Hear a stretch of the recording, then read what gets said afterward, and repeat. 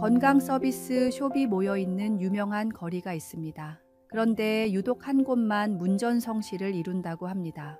사람들은 이 매장이 만실이 된 뒤에야 다른 곳을 찾는다고 합니다. 하루는 이 거리에서 가장 장사가 안 되는 곳의 사장이 문전성시를 이루는 가게에 무언가 특별한 비결이 있나 싶어 몰래 손님으로 가장해 방문했습니다. 그런데 본인의 가게와 비교해 하나부터 10까지 딱히 더 나은 점을 찾지 못했습니다. 가장 중요한 기술도 비슷했습니다. 결국 절박해진 사장은 솔직하게 정체를 밝히고 도움을 요청했습니다. 그러자 장사가 잘 되는 가게의 사장은 다음과 같이 조언했습니다. 우리 매장은 단순히 기술을 제공하는 곳이 아니라 지친 사람들에게 활력을 제공하는 곳입니다. 저는 우리 가게를 방문한 사람들이 활력을 얻을 수 있도록 신경을 많이 쓰고 있습니다. 마찬가지로 우리 직원들도 단순한 기술자가 아니라 사람들에게 에너지를 불어넣는 사람이라고 가르칩니다. 목적의식에서 오는 작은 차이를 손님들이 느끼고 더 많이 찾아주시는 게 아닐까요? 세상 속에서 살아가는 우리 크리스천의 목적은 무엇입니까? 복음을 더욱 효과적으로 전하기 위해서는 크리스천인 우리가 있는 곳에서 다툼이 그치고 웃음이 피어나고 사랑이 넘쳐나는 곳으로 변화되어야 한다고 생각합니다. 우리가 삶의 목적을 분명히 할 때 단순한 일상의 활동도 새로운 의미를 가지게 됩니다. 주님의 사랑을 담아 모든 일을 할 때 우리의 삶은 다른 이들에게 생명을 불어넣는 축복의 통로가 될 것입니다. 오늘의 말씀. 내가 가는 길을 그가 아시나니 그가 나를 단련하신 후에는 내가 순금같이 되어 나오리라. 오늘의 만나. 오늘 하루 당신이 하는 모든 일에 목적의식을 부여해 보세요. 직장에서, 가정에서, 사회에서 단순히 일을 하는 것이 아니라 사랑을 전하고 희망을 나누는 사람이 되어 봅시다. 작은 변화가 주변을 밝히는 큰 빛이 될 수 있습니다.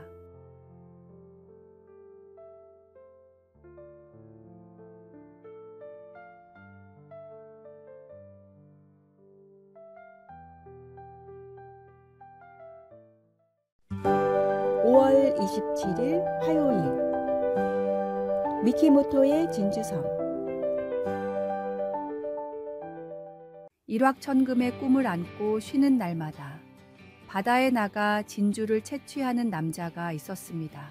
하루 종일 허리를 굽혀가며 진주 조개를 찾아도 정작 값 나가는 진주를 찾기는 하늘의 별 따기였습니다. 가끔 운이 좋아 진주를 품고 있는 조개를 찾아도 너무 작거나 볼품 없어서 상품성이 떨어졌습니다. 진주조개에 왜 진주가 없을까 궁금했던 남자는 이 분야의 전문가인 동경제국대학교의 한 교수를 찾아갔습니다. 교수는 좋은 진주를 얻기 위해서는 양식이 정답이지만 지금까지 아무도 성공한 적이 없다고 말했습니다. 대부분의 사람은 이 말을 듣고 포기했지만 이 남자는 오히려 다음과 같은 꿈을 품었습니다. 그렇다면 내가 진주를 양식하는 세계 최초의 사람이 되어야겠다.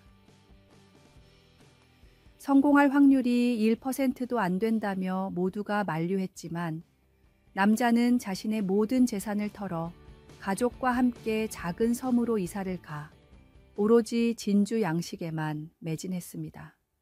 4년 뒤 남자는 세계 최초로 진주 양식에 성공해 세계적인 보석상이 되었고 남자가 이사를 했던 작은 섬은 남자의 이름을 따서 미키모토 진주섬으로 불리며 유명한 관광지가 되었습니다. 진주를 위해 모든 것을 바쳤던 남자처럼 천국을 위해, 복음을 위해 우리의 삶을 주님께 바쳐야 합니다. 가치 있는 목표를 위해 모든 것을 투자할 때 우리의 삶은 진정한 보석과 같은 열매를 맺게 될 것입니다. 오늘의 말씀.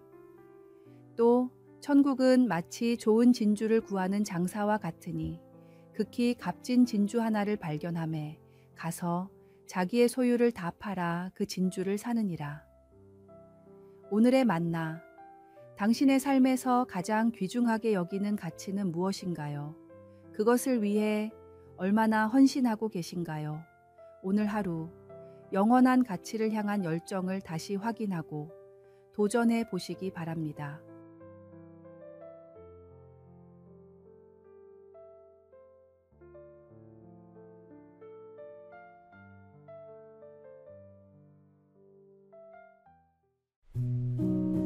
(5월 28일) 수요일. 이른 비와 늦은 비의 축복.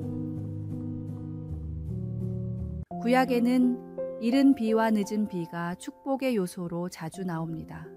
때에 맞게 한 번만 비가 오면 될 텐데 왜 이른 비와 늦은 비 두 번이나 필요할까요? 이스라엘 땅의 토지를 살펴보면 이 말씀을 더 깊이 이해할 수 있습니다. 이스라엘 땅은 석회질 성분이 매우 높습니다. 그래서 오랜 기간 비가 오지 않으면 땅이 시멘트처럼 딱딱해집니다. 농사를 짓기에 앞서 이른 비가 오지 않으면 땅이 단단해서 씨앗을 뿌릴 수가 없습니다. 그래서 먼저 이른 비가 촉촉하게 내려야 땅을 기경하고 농사를 지을 수 있습니다. 이렇게 힘들게 지은 농사가 결실로 이어지려면 늦은 비가 내려야 합니다. 땅은 촉촉해졌지만 씨앗을 키울 양분이 없기 때문입니다.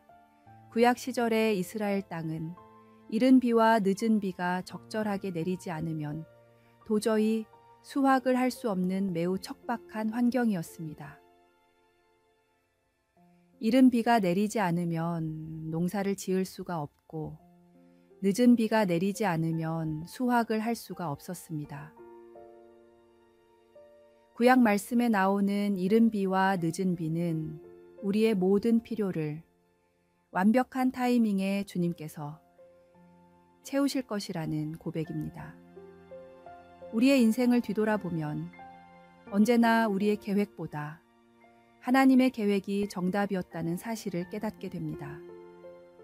하나님의 응답이 때로는 조금 빠르고 때로는 조금 늦더라도 모든 것이 주님 손에 달려 있음을 믿음으로 고백하십시오. 오늘의 말씀. 그러므로 형제들아 주께서 강림하시기까지 길이 참으라. 보라, 농부가 땅에서 나는 귀한 열매를 바라고 길이 참아 이른 비와 늦은 비를 기다리나니. 오늘의 만나. 인생의 특정 시기에 응답이 없어 애타는 마음이 들 때도 하나님은 당신의 완벽한 때에 필요한 축복을 보내십니다. 오늘 기다림의 시간도 하나님의 계획 안에 있음을 신뢰하며 이른 비와 늦은 비를 보내실 주님을 기대하는 하루가 되시기 바랍니다.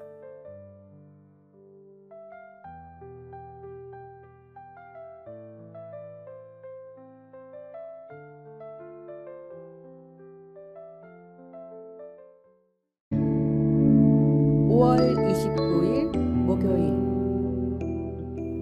삶의 난 경건의 길. 산에는 원래 나 있는 길이란 없습니다. 다만 사람들이 같은 곳을 계속 왕래하다 보니 풀이 꺾이고 나무가 뽑혀서 길처럼 보일 뿐입니다. 길이 나 있는 곳이라면 그곳이 어디든지 사람이 자주 다닌다는 뜻입니다. 산과 숲을 거니는 사람은 저마다의 목적이 있었을 것입니다. 산 정상을 목표로 하는 사람, 다른 마을을 방문하려는 사람, 집을 짓고 살려는 사람, 귀한 약초를 찾으려는 사람 등 그런 사람들의 발걸음이 쌓이고 쌓여 생긴 것이 바로 길입니다. 서양 사람들은 이 길을 갈망이 만든 길이라는 뜻으로 디자이어 패스라고 부릅니다.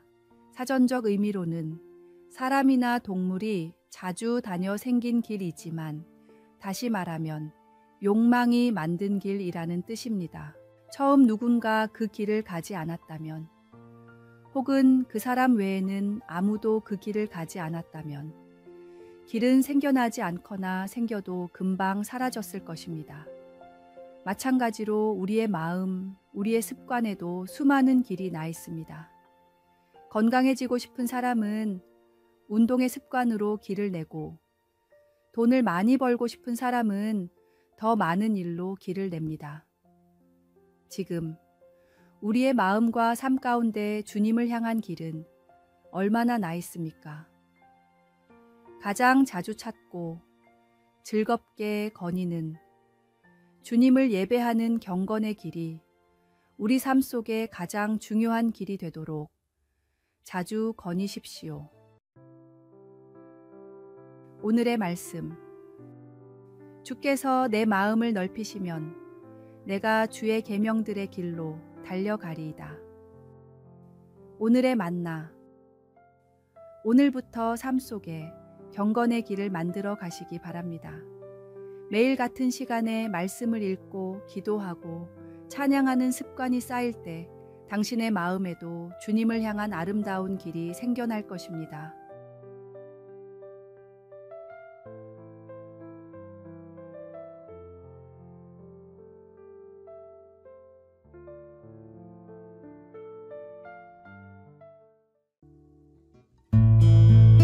(5월 30일) 금요일, 봄의 마지막 날.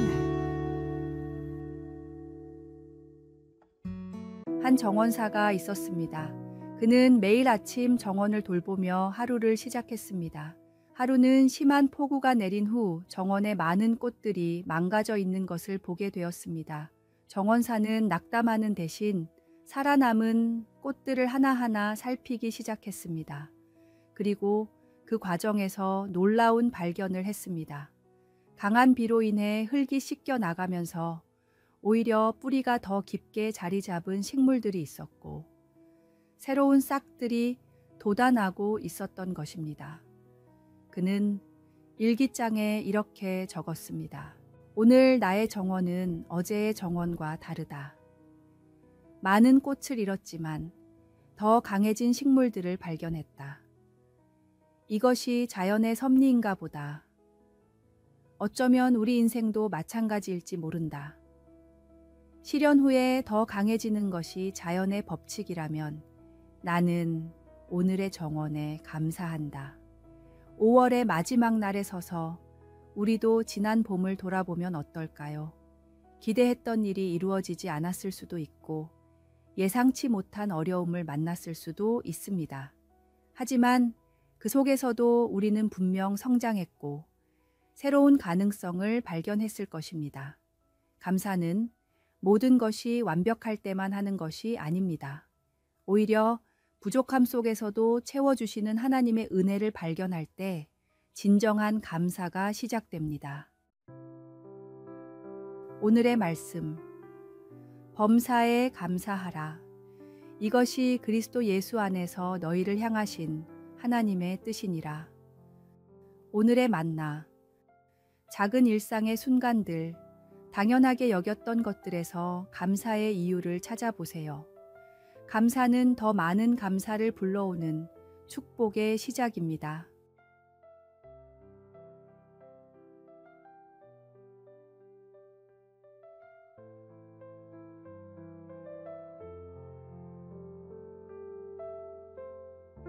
아래의 빨간색 글자 구독을 누르시어 더 많은 전도의 열매를 맺으시기를 기도합니다.